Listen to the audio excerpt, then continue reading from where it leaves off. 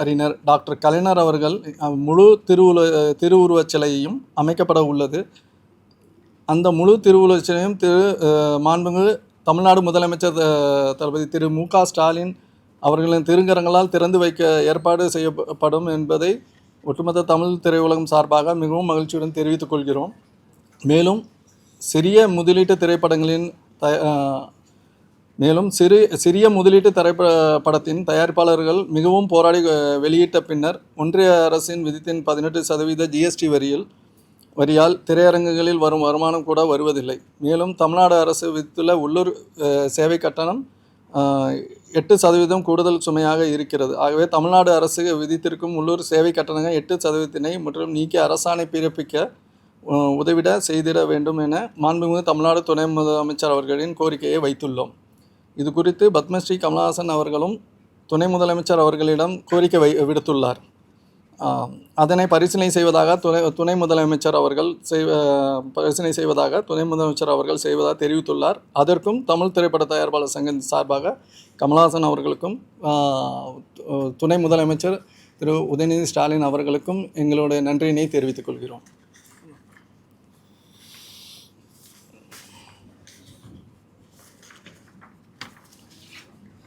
இன்னொரு இது நன்றியை தெரிவிச்சிருக்கிறோம்.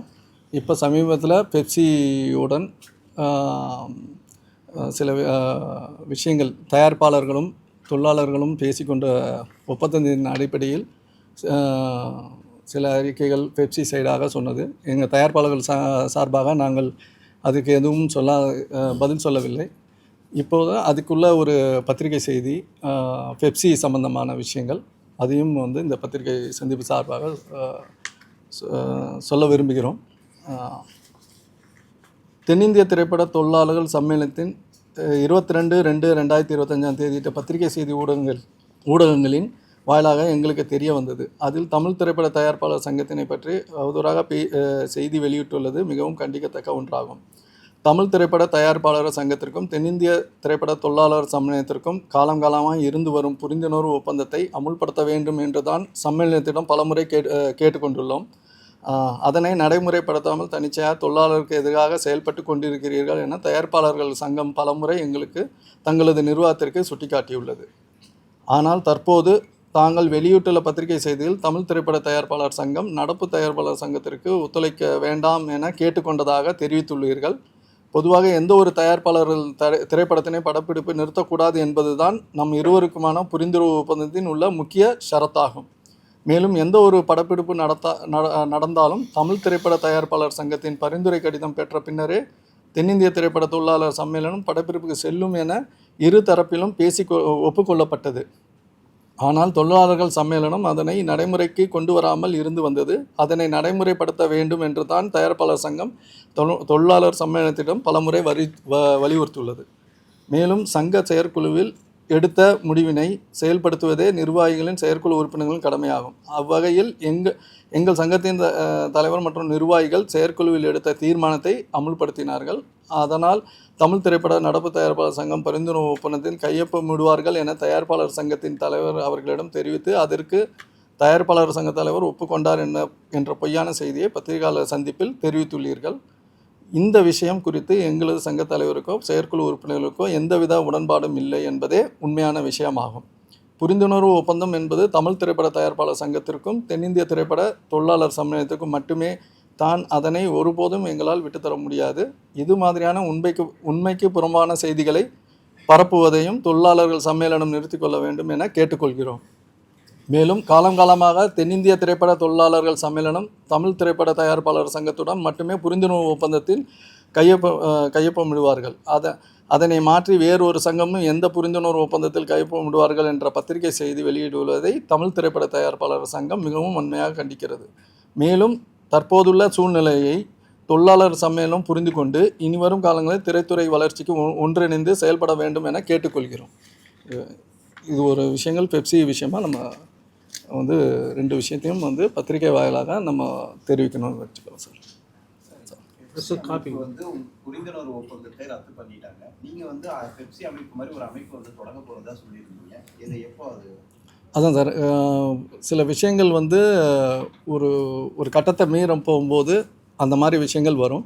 ஆனால் பல வருஷங்களாக தொழிலாளர் அமைப்புடன் தயாரிப்பாளர் சங்கம் வந்து சேர்ந்து வேலை செஞ்சுருக்கு. அதுலேயும் வந்து 22,000 தொழிலாளர்கள் இருக்காங்க. நம்ம புதுசாக ஆரம்பிக்கிறது அதுங்கிறது வந்து ஒரு பக்கம் பேச்சுவார்த்தைகள் வந்தது. ஆனால் எல்லாத்தையும் வந்து சரி செய்து ஒரு குடும்பத்துக்குள்ளே எவ்வளோ பிரச்சனைகள் இருந்தாலும் டைவர்ஸுங்கிறது ஒரு போர்ஷன் வந்தாலும் மறுபடியும் சேர்ந்து கொள்ள ஒரு வாய்ப்புகள் இருக்க மாதிரி இதை வந்து நம்ம வந்து பேசலாம்ங்கிறது முடிவு கேட்டிருக்கோம். 2 பேரும் அந்த டேர்ம்ஸ் அண்ட் கண்டிஷன் நம்ம இப்போ படித்தோம் பார்த்தீங்களா சார், அந்த மாதிரி அவங்க வந்து தயாரிப்பாளர் சங்கத்துடன் எப்பவும் போல் சேர்ந்து எங்களோட 1 to 1 இதை வந்து கடைபிடிக்கிற பட்சத்தில் இதை வந்து நம்ம கண்டினியூ பண்ண நாங்கள் நினைக்கிறோம் சார். சார் இப்போ துணை முதலமைச்சர் சந்திச்சிங்க இல்லையா, நீங்களும் இருக்கீங்க அவங்களும் இருக்காங்க. அப்போ வந்து அவங்க கொடுத்த பேட்டியில் என்ன சொல்லியிருந்தாங்கன்னா, இந்த மாதிரி சந்தித்தோம், நாங்கள் வந்து அதை பேசி தீர்த்துக்கலாம் அப்படின்னு சொல்லி ஒரு முடிவு வந்திருக்கோம் அப்படின்னு சொன்னாங்க. ஆனால் உங்ககிட்ட இருந்து அடுத்த ஒரு ரெஸ்பான்ஸ் வந்து திரும்ப கண்டனம் அப்படிங்கிற மாதிரி ஒரு ப்ரெஸ் ரிலீஸ் வந்து இப்போ நீங்கள் வாசிச்சிங்க. அதில் வந்து கண்டனம்னு குறிப்பிடுறதும் திரும்ப வந்து இந்த மாதிரி தான் கடைப்பிடிக்கணும்னு பண்ணுறதும் என்னென்னா சார், கண்டனம்ங்கிறது வந்து என்னென்னா இன்னொரு சங்கம் கையெழுத்து போடலாங்கிற இதை வந்து அவர் சொல்லியிருக்காரதா அறிக்கையில் கொடுத்துருக்காரு. அதை ஒருபோதும் நாங்கள் ஒத்துக்கலை. நாங்கள் வந்து தயாரிப்பாளர் சங்கமும் தொழிலாளர் சங்கமும் அவங்களும் எங்கள்கிட்ட ஒரு மெம்பராக இருந்து போனவங்க தான்.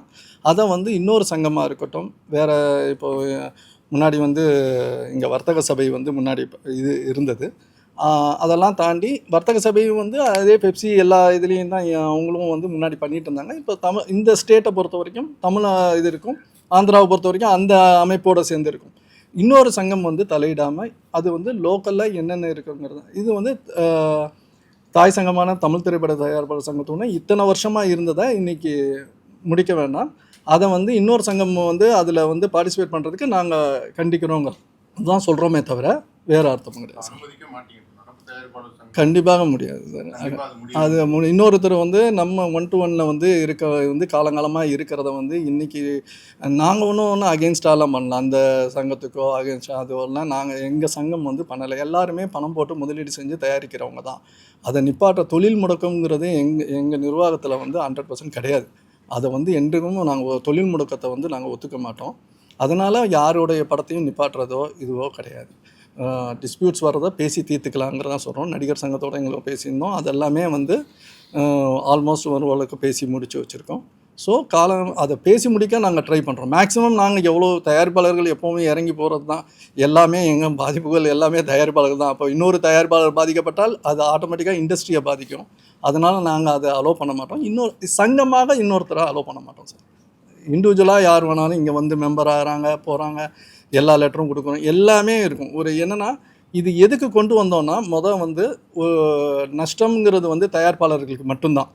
வேறு டெக்னீஷியனு அவங்களுக்கு ஏதோ ஒரு சம்பளம், என்ன சம்பளம்னா சம்பளம் பாக்கி தான் இருக்க தவிர சம்பளமே வராமல் இருந்ததாக கிடையாது, சரித்திரமே கிடையாது. பாக்கிங்கிறது வந்து சூழ்நிலைகளுக்கு ஏற்ற மாதிரி இருக்க வாய்ப்பு இருக்குது சில தயாரிப்பாளர்களுக்கு. அதுவும் வந்து அவங்களுக்கு அதில் பெரிய பாக்கி தான் இருக்குது. அது என்றைக்காக இருந்தாலும் கலெக்ட் பண்ணிவிடுவாங்க. சினிமாவை பொறுத்த வரைக்கும் அடுத்தது சினிமா எடுக்கிறவங்க திருப்பி தயாரிப்பாளர்கள் படம் எடுக்க தான் வருவாங்க, அது கிளியர் ஆகும். ஆனால் நஷ்டம்ங்கிறது வந்து என்றைக்குமே நஷ்டமாக தான் இருக்கும். அதுலேருந்து எந்திரிச்சு வர்றது எவ்வளோ கடினம் ஒருத்தர் அப்படிங்கிறது வந்து வாழ்க்கையே அப்படி தாங்கிற மாதிரி தான் திரைத்துறையும் அதே மாதிரி தான். அதில் வந்து நஷ்டமாச்சுன்னா, இண்டஸ்ட்ரிக்கு நஷ்டமாச்சுன்னா அது பெரிய பிரச்சனை வரும். அதை சரி செய்கிறதுக்காக தான் இந்த 1 to 1 ஒழுங்குமுறைப்படுத்துறதுக்கு தான் 1 to 1 வந்து கடிதம் வாங்கி. ஏன்னா இப்போ ரிலீஸ் பார்த்திங்கன்னா இந்த வருஷம் பார்த்திங்கன்னா கிட்டத்தட்ட ஒரு 50 படம் ரிலீஸ் ஆகிடுச்சு. இதுக்குள்ளே பிப்ரவரிக்குள்ளே 50 படம், 10 படம் 8 படம்னு போகுது. இது ஒரு வரமுறைப்படுத்துறதுக்கு ஒரு லெட்டராக சென்சார் இது பண்ணுறதுலேருந்து எல்லாமே ஒரு ஒழுங்குமுறைப்படுத்துறதுக்கு தான் இந்த 1 to 1 வந்து நாங்கள் பெப்சி கிட்ட சொன்னோம். ஏன்னா ஒரு படப்பிடிப்பு எங்கே நடக்குது என்னன்றது அவங்களோட தலையீடுக்குள்ளே யாரோட தயாரிப்பாளர்களோட இதுலேயும் தலையீடு இல்லை. அது ஒழுங்குமுறைப்படுத்துறதுக்கு அதை மானிட்டர் பண்ணுறதுக்கு தான் நாங்கள் இருக்கிறோமே தவிர, ஏன்னா அதை வந்து செயல்படுத்த தான் நாங்கள் பெப்சி கிட்ட கேட்குறோம். அதை தாண்டி வேறு எதுவுமே இன்னொரு தயாரிப்பை வந்து நாங்கள் தலையிடுவோம் போவோம் நாங்கள் அதை நிற்போம் அந்த இதுவே கிடையாது. இதுதான் வந்து அதோட விஷயம். இதை சொல்ல அவங்க இன்னொரு சங்கம் அவங்க வந்து லெட்டர் நம்மக்கிட்ட வாங்கணுங்கிற ஒரு போக்கில் இது நடந்தது. அது எல்லாமே கொஞ்சம் பேசி சரி பண்ணிக்கலாங்கிறது தான் சொல்லுவோம். என்கிட்ட வேலை செய்யுங்க, என்கிட்ட வேலை செய்யலாம், வேறு எங்கேயும் போய் வேலை செய்யக்கூடாது, அப்படி வேறு எங்கேயும் வேலை செஞ்சீங்கன்னா நான் உங்களுக்கு வேலை கொடுக்க மாட்டேன் அப்படிங்கிறது ஒரு முதலாளி மனப்பான்மை மாதிரி தெரியலையா? ஒரு 1 to 1 மாதிரி தெரியல, இது அப் அண்ட் டவுன் மாதிரி இருக்கு. இல்லை, அது அது அப்படி கிடையாது சார். நாங்கள் வந்து எங்ககிட்ட வேலை பண்ணால் வெளில யாரும் வேலை பண்ணுங்கன்னு நாங்கள் சொல்லவே கிடையாது. நீங்கள் எங்கேயாவது ஒரு அறிக்கையிலையோ எங்கேயாவது யாரோ பேசுனதில் சொன்னதாக இருந்தால் அதை வந்து கண்டிப்பாக கிடையாது. வாய்ப்பே இல்லை. நடப்பு தயாரிப்பு சங்கத்தோட வேலை செய்யக்கூடாதுன்னு சொல்றீங்க. சொல்லவே இல்லையே. நாங்கள் 1 to 1 படி லெட்டரை வாங்கி ஒரு மானிட்டர் பண்ணி ஒரு ஒழுங்குமுறைப்படுத்துறதுக்கு வாங்குங்கன்னா வராதவங்கள நாங்கள் ஒன்றும் செய்ய முடியாது. நீங்கள் எங்ககிட்ட வாங்கி தான் போங்கன்னு நாங்கள் இது வரைக்கும் சொல்லலை. இப்படி பண்ணால் நல்லா இருக்கும்னு தொழிலாளர் அமைப்பிட்ட பேசணும். அவங்க வந்து சரின்னு சொன்னாங்க. அதுக்கு தான் எல்லாமே பேசணும். ஏன்னா இதில் வந்து சார் இன்றைக்கி காலகட்டங்கள்லேயும் சட்ட திட்டங்கள்லேயும் முதலாளித்துவங்கிறத வந்து நீங்கள் வார்த்தையை சொல்லிட்டீங்க. இங்கே இருக்கிறவங்க இவங்க இன்றைக்கி வந்து தொழிலாளர்களை பேஸ் பண்ணி தான் எல்லாமே நடந்துகிட்டு இருக்குது. சினிமா துறையை பொறுத்த வரைக்கும் ஒரு ஆர்டிஸ்ட்டு, டெக்னீஷியன்ஸ் இவங்களுக்கு இருக்கிற ஒரு சுதந்திரங்களும் தயாரிப்பாளர்கள் கிடையாது. தயாரிப்பாளர்கள் பணம் போட்டதுக்கப்புறம் ஒரு சிக்கின ஆடு மாதிரி தான் இருக்கிறோம்.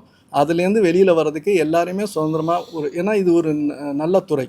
திரைத்துறைங்கிறது வந்து ஒரு அருமையான துறை, கிரியேட்டிவிட்டியான ஒரு இது. மீடியா சம்மந்தப்பட்ட எல்லா விஷயமும் சம்மந்தது ஒரு சினிமாவும் ஒரு பங்கு மீடியாக்குள்ளே.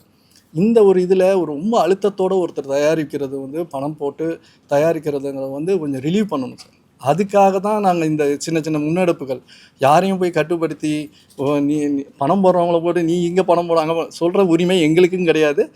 ஒரு இண்டஸ்ட்ரி நார்ம்ஸை வந்து நம்ம ப்ராப்பராக ஒரு வரையறுக்கிறதுக்காக இது செய்யப்பட்டோம். அதை கொஞ்சம் ஒத்துழைங்கன்னு சொன்னோம். அது கொஞ்சம் முரண்பாடுகள் போனதில் இந்த ஆச்சு. மறுபடியும் சரி பண்ணுவோங்கிறத பேசுகிறதுக்கு தான் சார். கடைசி கேள்வி. நீங்க சொன்னதுனால அந்த 10 படங்கள் 8 படங்கள் ரிலீஸ் ஆயிருக்கு. சின்ன படங்கள் நிறைய படங்கள் ரிலீஸ் ஆயிருக்கு. இதுங்க சின்ன படங்கள் அப்படின்னு சொல்லும்போது இந்த சின்ன படம்னு ஒரு தொடங்கும் போதே தயாரிப்பாளர்லேருந்து விநியோகஸ்தர்லேருந்து ஒரு தியேட்டர் உரிமையான இந்த பப்ளிக்கு வர்றதுக்கு அந்த முன்னாடி ஸ்டெப்பு வரைக்கும் எல்லா இடத்துலையும் ஒரு சின்ன பட்ஜெட் படங்க கொஞ்சம் கம்மியாக வாங்கிக்கோங்க, ஒரு சம்பளம் கம்மியாக வாங்கிக்கோங்க, ஒரு காசு கம்மி, இது எல்லாமே வருது. ஆனால் மக்கள் வந்து ஒரு பெரிய படத்துக்கு கொடுக்குற அதே பணத்தை தான் கொடுக்குறாங்க. ஸோ சிறிய படங்களுக்கு டிக்கெட் விலையை குறைத்து திரையிடணும் அப்படிங்கிற ஒரு கோரிக்கை இண்டஸ்ட்ரியிலேயே இருந்துட்டு அதற்கு தயாரிப்பாளர் சங்கம் என்ன பண்ணணும்? ஏன்னா இது எல்லாமே கம்மியாயிருது. ஆனால் மக்கள் மட்டும் என்னன்னா எதுவுமே தெரியாமல் படம் போய் பார்க்குறாங்க. நல்லா இருக்கு, நல்லா இல்லை. ஏன்னா நம்ம வந்து கண்டென்ட் குவாலிட்டியை வந்து நம்ம பண்றது மானிட்டரிங் பண்ணுறதுக்கான ஒரு கமிட்டி இங்கே கிடையாது, நம்ம கிட்ட கிடையாது. ஸோ அப்படி இருக்கும்போது மக்கள் அந்த ஒரு கேம்பிளிங் எடுக்கிறாங்க இல்லையா? அதனால தான் தியேட்டருக்கு வந்து இந்த மாதிரி சிறிய படங்களுக்கு கிடைக்கக்கூடிய ஆதரவு குறையுது. ஒருவேளை டிக்கெட் விலை குறைச்சா அதுக்கான ஆதரவு பெருகும்னு இண்டஸ்ட்ரியிலே ஒரு டாக் இருக்கு. ஸோ இதுக்கான நடவடிக்கைகள் ஏதாவது இருக்கு? சரியான கேள்வி இது. என்னென்னா சார், காலப்போக்கில் இன்றைக்கி நான் 2020 இந்த தயாரிப்பாளர் சங்கத்தில் இப்போ இது தலைவராக இருந்த விஷாலுக்கு அப்புறம் கவர்மெண்ட் எஸ்ஓ எடுத்ததுக்கப்புறம் நாங்கள் எலெக்ஷனில் நின்று இந்த நிர்வாகம் வந்ததுக்கப்புறம் கோவிடெல்லாம் தாண்டி வந்ததுக்கப்புறம் பார்த்திங்கன்னா தொழிலாளர் அமைப்புக்கு கிட்டத்தட்ட 20% ஏற்றணும், 20% சம்பள உயர்வு கொடுத்துட்டோம், எல்லாமே கொடுத்துட்டோம். நாங்கள் அரசாங்க திட்டம் இந்த லோக்கல் பாடி டேக்ஸ் எல்பிடி வரியை வந்து குறைக்க சொல்லி சிறு முதலீட்டு படங்களுக்கு இது பெரிய உதவியாக இருக்கும். ஏன்னா அந்த டேக்ஸ் வந்து மக்கள்கிட்ட போகுது, மக்கள் மேலே தான் சுமைய இதாகுது. நீங்கள் சொல்கிற டிக்கெட்டு இது வந்து என்னென்னா இன்றைக்கி கரண்ட் வேலையிலேருந்து எல்லாமே தேட்டர் ரன் பண்ணுறதுக்கு அவங்களோட எக்ஸிபிட்டர்ஸ் இதுக்கும் அவங்களுக்குள்ள ஒரு செலவு இருக்குது. இது குறைக்கும் போது சிறு படங்களுக்கு தேட்டர் கிடைக்கிறது சிரமமாக இருக்குது. ஏன்னா பெரிய படங்களுக்கு வர கூட்டங்கள் சிறு படங்கள் நல்லா இருக்க பட்சத்தில் கூட்டம் வருது, சிறு படங்கள் ஏறுது. அதுக்கு வந்து அப்படி பார்த்திங்கன்னா cost of running the theatres வந்து ரொம்ப எக்ஸ்பென்சிவ் ஆகிறதுனால இந்த டேக்ஸ் குறைக்க சொல்லி கேட்டிருக்கோம். அதே நேரத்தில் அரசாங்கத்திடம் தயாரிப்பாளர் சங்கம் வந்து டிக்கெட் ஃப்ளெக்சிபிலிட்டிஸ், டிக்கெட் ரேட்ஸ் நீங்கள் கேட்குறத நாங்கள் கோரிக்கையாக வச்சுருக்கோம். இன்றைய இருக்க தமிழ்நாடு முதலமைச்சரும் சரி, துணை முதல்வர் உதயநிதி ஸ்டாலின் அவர்களும் சரி, இந்த சினிமா துறையை நன்கு அறிந்தவர்கள் அவங்க இருக்காங்க. சின்ன எக்ஸாம்பிள் இருக்கணும்னா 2006 to 2011 எங்கள் அப்பா வந்து தயாரிப்பாளர் சங்கத்தின் தலைவராக இருந்தாங்க, ராமநாராயணன் அவர்கள்.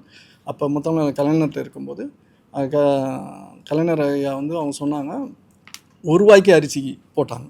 அப்போ எங்கள் அப்பா வந்து இந்த மாதிரி டிக்கெட்டு எல்லாரும் சொல்கிறாங்கன்னு கேட்கும்போது, ஐயா ₹1 அரிசியை போட்டுட்டு டிக்கெட் ரேட்டை மட்டும் ஏற்றுறதான்னு கேட்டாங்க. அவர் கேட்டார். ஸோ மக்களுடைய சுமையை அவர்களும் அறிந்தவர்கள்.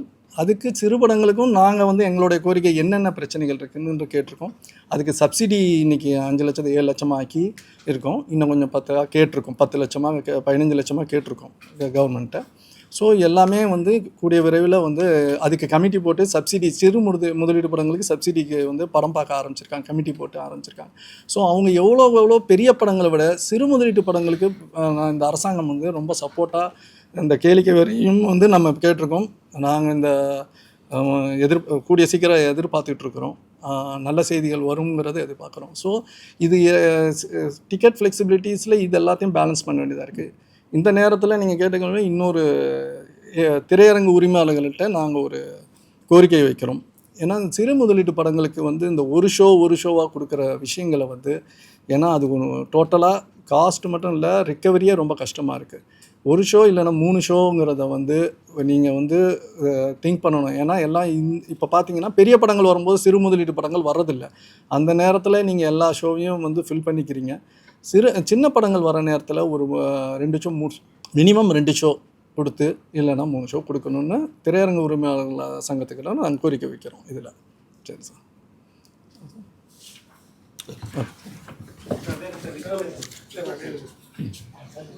எந்திரிச்சு நிற்கவா?